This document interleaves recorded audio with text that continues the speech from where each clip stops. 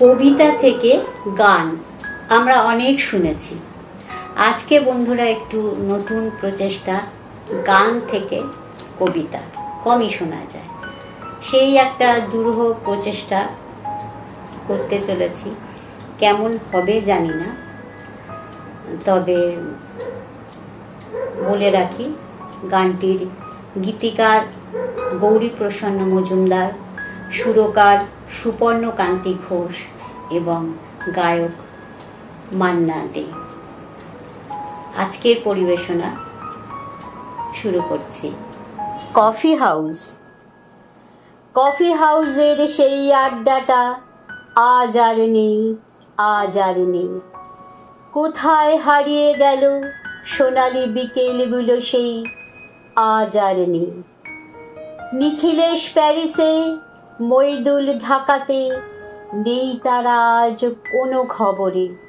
গ্র্যান্ডের guitarist Goanese D'Souza ঘুমিয়ে আছে যে আজ কবরে। কাকে যেন ভালোবেসে আঘাত পেয়ে যে শেষে পাগলা গারদে আছে রমা রায়। অমলটা ধুঁকছে দুরন্ত ক্যান্সারে, জীবন করেনি তাকে ক্ষমা হয়। কফি হাউসের সেই আড্ডাটা আজ আর নেই, আজ আর নেই। কোথায় হারিয়ে গেল সোনালি বিকেলগুলো সেই, আজ আর নেই। সুজাতাই আজ শুধু সবচেয়ে সুখে আছে, শুনেছি তো লাখপতি স্বামী তার।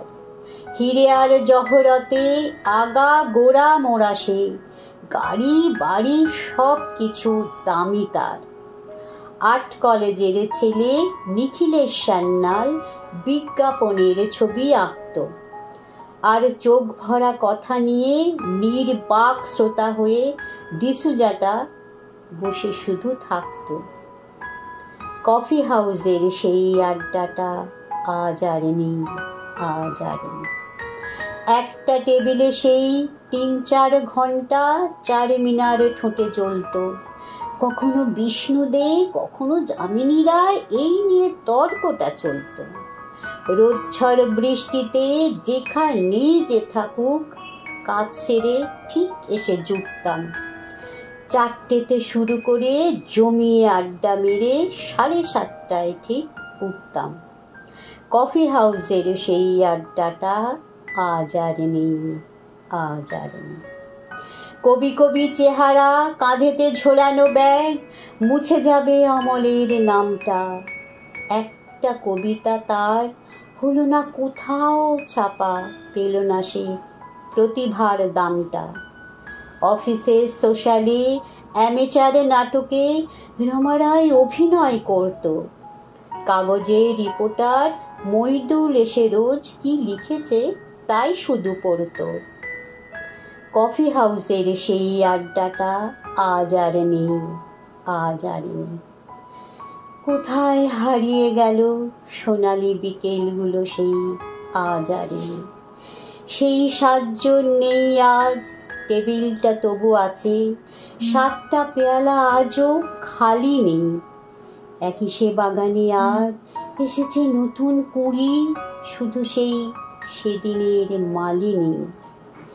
কত স্বপ্নের রোদ ওঠে এই কফি হাউসে, কত স্বপ্ন মেঘে ঢেকে যায়। কতজন এলো গেল, কতজনই আসবে, কফি হাউসটা শুধু থেকে যায়।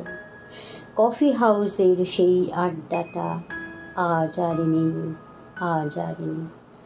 কোথায় হারিয়ে গেল সোনালি বিকেলগুলো সেই, আজ আর নেই। কোথায় হারিয়ে গেল সোনালি বিকেলগুলো সেই, আজ আর নেই। এই যে ৩ জনের প্রচেষ্টায় কালজয়ী গানটি হয়েছিল কফি হাউস, সেটির নেপথ্যে একটি সুন্দর গল্প আছে, জানতাম না। যেদিন জানলাম মনে হলো এত সুন্দর গল্পটা বন্ধুদের সাথে একটু শেয়ার করা যাক, সেই গল্পটাই বলছি। গানটির নেপথ্যে যে কাহিনীটা আছে সেটি হলো, সুরকার সুপর্ণকান্তি ঘোষ গেছেন ছোট্ট ট্যুরে প্যারিসে। সেখানে টিলার পরে মমার্থ যে জায়গাটি, সেখানে একটি কফি শপ আছে। ওখানে গাইড বললেন যে Salvador Dali, Pablo Picasso, Pablo Neruda এই ধরনের ব্যক্তিত্বেরা কফি খেতে খেতে জমিয়ে আড্ডা মারেন, নানা বিষয়ে তর্ক আলোচনা হয়। তখন ওনার মনে কলেজ স্ট্রিট কফি হাউসের একটা চিত্র ভেসে উঠল। দুটি জায়গার সাথে যেন রিলেট করতে পারলেন। যাই হোক, তারপর বাড়িতে কোনো একদিন নচিকেতা ঘোষ ওনার বাবা ওনার কাছে এসেছেন গৌরীপ্রসন্ন মজুমদার ওই গানের কাজে, সুরের ব্যাপারে, কোনো একটি গানের সুর দেওয়ার কাজের জন্য। তখন সুপর্ণকান্তি ঘোষ ছিলেন ঘরে, তখনও ওই আড্ডা মানে ওনাদের কথাবার্তার মধ্যে আসেননি। তো গীতিকার ডাকছেন, খোকা অনেকক্ষণ এসেছি, তুই কোথায় ঘরে দরজা বন্ধ করে সরি আড্ডা মারছিস? তখন ও এসে বলছে যে না কাকু, আমি জানি না তুমি এসছো, ঠিক আছে এই অবধি, তো আড্ডা নিয়ে একটা গান হোক না। তখন উনি বলছেন যে ইয়ার্কি মারছিস, তোর বাবা আমাকে কোনোদিন এমন বলেনি, তুই আড্ডা নিয়ে গান করতে বলছিস, সেটা হয় কখনো? বলে হ্যাঁ, চেষ্টা করে হয়েই যাবে। কফি হাউসে তো শঙ্খ ঘোষ, সুনীল গঙ্গোপাধ্যায়, শক্তি চট্টোপাধ্যায়, সৌমিত্র বা এদিকে অপর্ণা সেন, এনারা তো আসেন, আড্ডা মারেন, কফি খান, নানা রকম বিষয়ে আলোচনা করেন, এই নিয়ে একটা গান হতেই পারে। তখন উনি বলছেন যে হ্যাঁ, কথাটা তুই মন্দ বলিসনি, ঠিক আছে বলে উনি ওনার কাজ করে দুটো লাইন লিখে চলে গেলেন। ঠিক আছে, এইবার আরও কয়েকদিন পরে বাকিটা উনি লিখে দিলেন।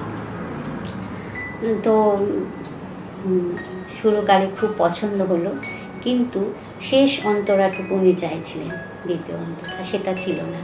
তখন গীতিকার গৌরীপ্রসন্ন মজুমদার, ওনার গলায় একটা প্রবলেম শুরু হয়েছে, যাচ্ছিলেন বোম্বেতে ডক্টর দেখাতে। হাওড়া স্টেশনে ওনার মনে হলো যে গানটার শেষ অংশটুকু, দ্বিতীয় অন্তরা, শেষ অন্তরা লিখতে হবে। তখন একটা সিগারেটের প্যাকেটে যে সাদা কাগজটা থাকে তার উপরে উনি ওটা লিখলেন।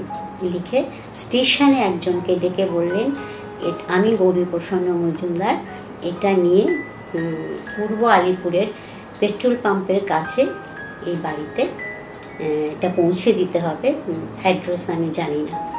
তখন উনি ওনার নামটা শুনে ওনার প্রতি শ্রদ্ধাবশত কাগজটি নিয়ে নিলেন এবং কয়েকদিন পরে সেই বাড়িতে পৌঁছে দিলেন। তখন সুরকারে তো যথারীতি ভীষণই পছন্দ হলো। উনিও তখন ব্যস্ত, গানের কাজে টাজে বোম্বে যাবেন। এবার ট্রেনের কামরায় নীল আলোতে সুর করেছিলেন গানটি। তারপরে গায়ক তো মান্না দে, বুঝতেই পাচ্ছেন ইতিহাস সৃষ্টি হলো, কালজয়ীর অমোঘ সৃষ্টি কফি হাউস গানটি, যা আজও ভবিষ্যতেও বাঙালির মন জয় করে থাকবে, মনের মণিকোঠায় চিরস্থায়ী স্থান আছে এবং থাকবে। এই হলো কফি হাউস গানটির নেপথ্য কাহিনী। এবং বলাই বাহুল্য, এনারা কখনো কফি হাউসে যাননি এবং এই গানে যেসব চরিত্রগুলো আছে সব চরিত্রই কাল্পনিক। আজ এই পর্যন্তই, ভালো থাকবে বন্ধু।